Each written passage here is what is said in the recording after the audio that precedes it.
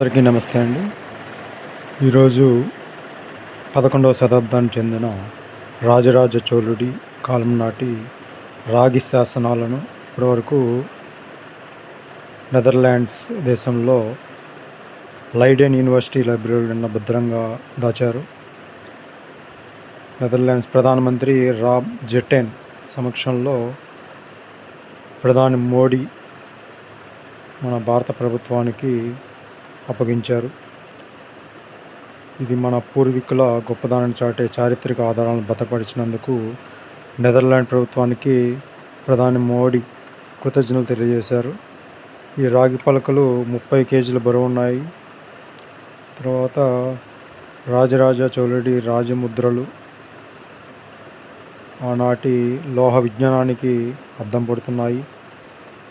ఈ రాగి శాసనాల్లో కేవలం భూదానాలు వివరాలు మాత్రమే లేవు, వాటి అంతర్జాతీయ సంబంధాల హిస్టరీ కూడా దాగి ఉంది. అందరికీ థ్యాంక్ యూ.